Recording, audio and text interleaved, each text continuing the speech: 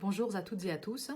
Et tout d'abord, félicitations à l'ensemble des membres de la promotion 2020 de l'Institut d'Optique Graduate School. C'est le début d'une nouvelle étape de votre vie. Alors, soit vous allez rentrer dans la vie active, soit vous allez poursuivre vos études.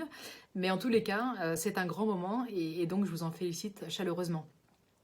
Alors, je vais me présenter. Je m'appelle Pernelle Bernardi. Je suis diplômée également de l'Institut d'Optique en 2001, donc quelques années avant vous. Et je suis ingénieure de recherche au CNRS. Et je voudrais vous dire quelques mots sur mon parcours depuis la sortie d'école pour vous donner un exemple de carrière parmi la multitude de possibilités qui s'offrent aujourd'hui à vous. Alors, après l'obtention de mon diplôme en 2001, j'ai été recrutée en contrat à durée déterminée dans un laboratoire de recherche qui se situe à l'Observatoire de Paris et plus particulièrement sur le site de Meudon et qui s'appelle le LESIA pour Laboratoire d'études spatiales et d'instrumentation en astrophysique. Donc c'est un labo de recherche en astrophysique qui a plusieurs objectifs. Le premier, c'est de construire des instruments pour faire de la recherche en astrophysique, et ce sont des instruments qui sont soit intégrés sur des grands télescopes au sol, soit montés sur des sondes spatiales. C'est également un laboratoire qui participe à l'exploitation de ces instruments, traitement de données et évidemment l'interprétation scientifique de tous ces résultats. Alors en général, un ingénieur opticien qui sort d'école, quand on va dans un laboratoire de recherche, on commence comme ce qu'on appelle architecte optique, et donc c'est l'ingénieur qui va concevoir un instrument qui répond aux besoins exprimés par l'équipe scientifique. Donc quand je dis concevoir l'instrument, c'est d'un point de vue optique. Il participe également évidemment aux activités d'intégration, le plus souvent en salle propre, en salle blanche.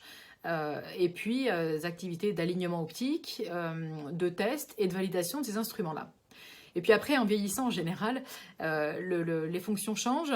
On peut basculer vers de l'ingénierie système ou vers de la responsabilité et de la gestion de projet. Et donc, je vais parler un peu plus en détail sur mon rôle aujourd'hui, qui est celui d'ingénieur système pour l'instrument SuperCam. C'est l'instrument franco-américain qui est embarqué sur le rover Perseverance de la NASA. Et donc, j'étais responsable des performances de cet instrument et de ses relations avec le monde extérieur, c'est-à-dire m'assurer que cet instrument dialogue bien avec la partie américaine de l'instrument pour tout ce qui est contrôle-commande, mais également s'interface parfaitement avec le rover.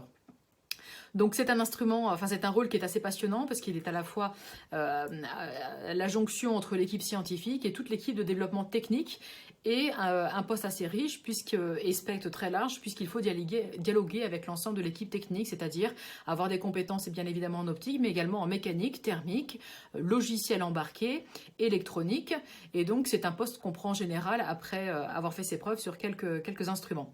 Donc Perseverance, donc ce rover de la NASA a atterri sur Mars le 18 février dernier. Donc il est aujourd'hui en train d'explorer le sol martien. L'instrument va très très bien et vous verrez si vous regardez sur internet les très belles images et les premières données scientifiques qui sont en train de sortir. Voilà, je pourrais vous en dire bien plus, mais il va falloir que je m'arrête. Donc je vous souhaite à tous une bonne continuation. J'en croiserai peut-être certains dans les mois qui viennent ou les années qui viennent.